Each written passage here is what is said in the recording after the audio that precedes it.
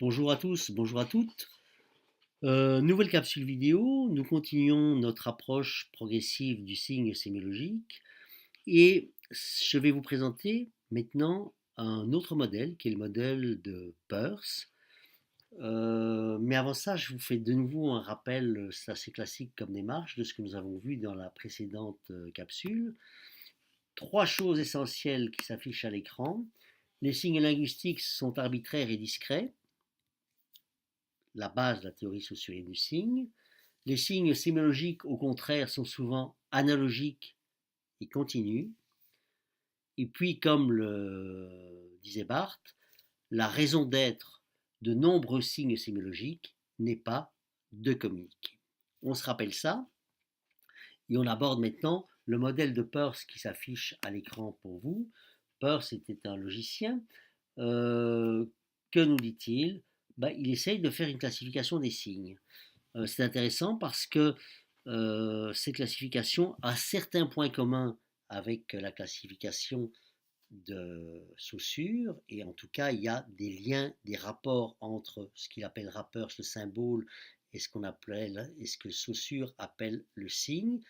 Néanmoins, par sa diversité, en montrant qu'il y avait trois types de représentations particulières dans notre réalité d'être humain qui communique, Peirce a eu pas mal de succès parmi les sémiologues et les théoriciens de la communication parce que cette tripartition du signe et cette tripartition des représentations s'appliquait mieux au système sémiologique que le signe sémiologique de la théorie saussurienne.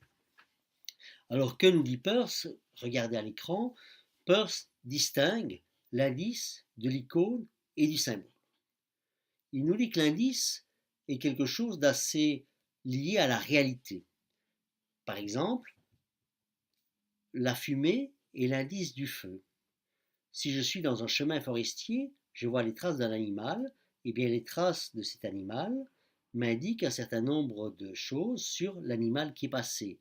Vraisemblable sûrement quel est l'animal qui est passé, quel poids il avait, s'il est passé il y a longtemps, etc. Et donc, pour Peirce, un indice est un signe qui se réfère à l'objet qu'il dénote, donc à l'objet auquel il se réfère, et cette liaison est une liaison de contiguïté dans la réalité. Effectivement, la trace est liée dans la réalité à l'animal qui est passé. Deuxième signe pour Peirce, c'est l'icône. Alors là, on retrouve ce que la sémiologie classique avait appelé un langage, un signe analogique. Il se réfère à l'objet en vertu de ses caractéristiques propres. Ça veut dire qu'une icône possède des caractéristiques qui font que la représentation ressemble à ce qu'elle représente. Les exemples les plus classiques sont toutes les représentations visuelles, la photo, la caricature, le schéma, le graphique, etc., qui ressemblent d'une certaine façon à ce qu'elles représentent. Même un histogramme, qui est une représentation statistique descriptive relativement simple, et que vous voyez souvent dans les journaux, dans les recherches, dans les articles de recherche, etc., un histogramme a quelque chose de la réalité qu'il représente, puisque chaque barre est proportionnelle au nombre d'occurrences retrouvées dans la classe.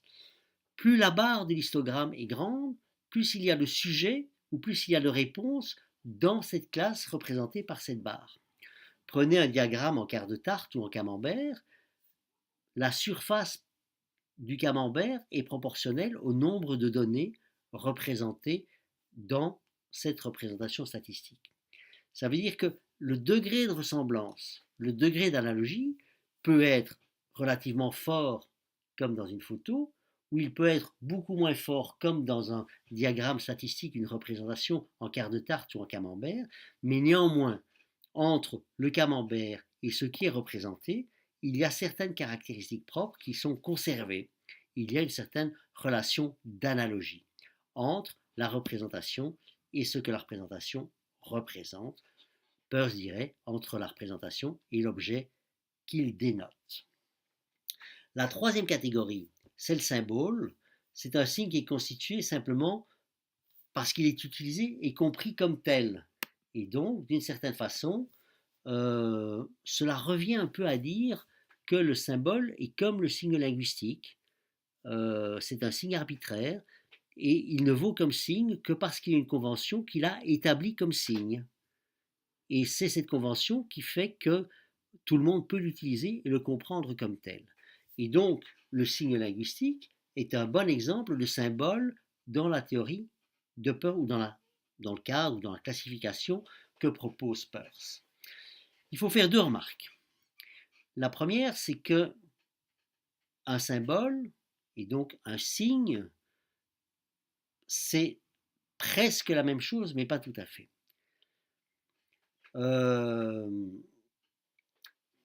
Saussure a hésité entre ces deux termes.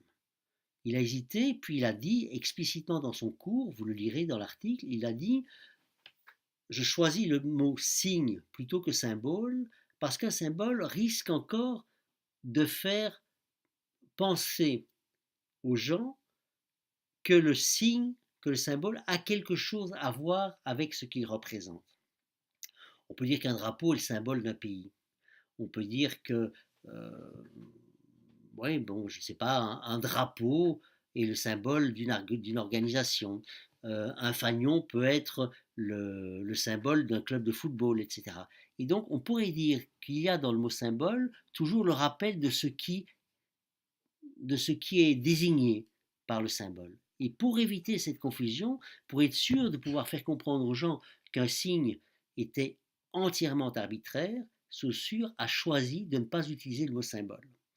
Alors, il faut bien se souvenir qu'à la fois le signe linguistique peut être considéré comme un symbole chez Peirce, parce qu'effectivement, il est utilisé et compris par une convention sociale.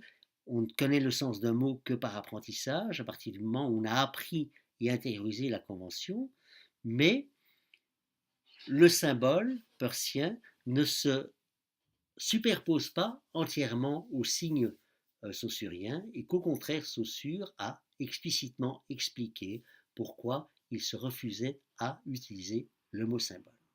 Voilà, c'est un modèle extrêmement simple, trois types de signes, trois types de représentations, les représentations indicielles, les représentations iconiques et les représentations de type symbolique. Dans la suite, pour nous, on utilisera essentiellement des représentations qui sont de type iconique ou analogique ou symbolique et donc arbitraire. Voilà. À très bientôt.